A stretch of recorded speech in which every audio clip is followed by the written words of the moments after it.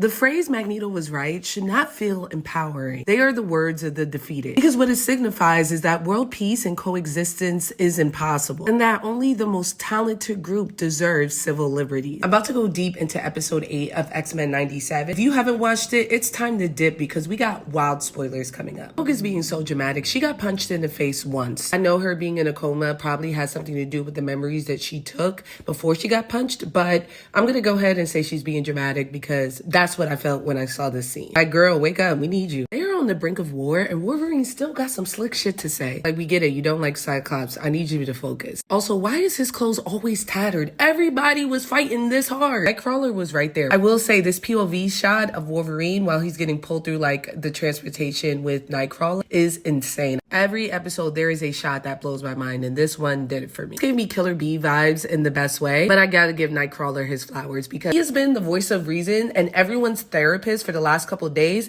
but when it's time to jump, my boy gonna leave. I found it very amusing that Bastian went to Reddit forums to find test subjects. The irony that these people are so afraid of being replaced in the workplace that they are willing to align themselves with AI drives the point that racism is dumb and arbitrary in nature. Bastian has a kink that needs to be explored because why does he have my man out like this? You ordered all of those biotech equipment and couldn't get a set of scrubs for my man? I get it though. They tried to make it seem like Val had a change of heart because she saw his Holocaust tattoo, but we all know the real reason. Now, I did think that Val was Mystique, and I'm glad that she's not because I read her character as totally disingenuous. Like, she was in on Bastian's plan and she's mad that it was a little too dirty. Girl, commit to the bit because this is the type of hot button issue that you can't play both sides. You need to choose one definitively. Although I did love that Doom essentially told Bastian that he was being tacky. But back to my earlier statement about Magneto being right. Magneto is correct in his assessment of human nature, but I need y'all to understand that Magneto's solution to this issue is segregation and maybe extinction. He does not believe that people can coexist, and what that means is that there is no hope for humanity, which is honestly depressing. I think the saddest part about this world is that he may actually be right, because seeing his daughter do slave labor in a utopic society is heartbreaking. I had to pause after I saw this, like, damn, Magneto he's cooking. And like, I don't want to say that he's right, because if it does, that means that I am totally giving up hope. Speaking of children, I was happy to see Nathan live out the angsty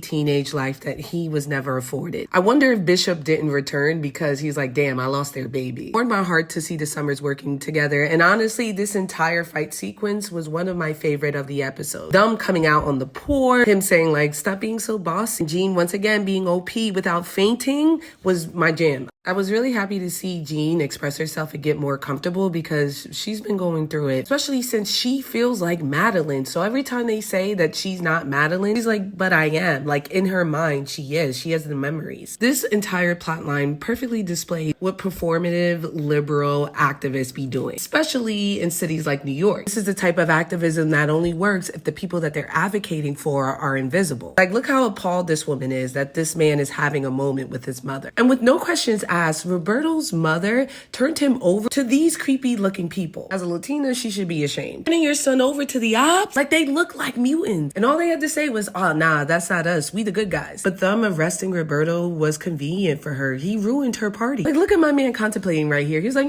maybe they are stand up. I'm glad that Professor X is back and this scene was beautiful. I'm not gonna hold you. Cyclops did it better. This episode was jam-packed with story, world building, and plot lines that we're gonna see play out in the best and probably the worst type of ways. I felt all emotions, honestly. They getting 5 out of 5. Frankie Flames.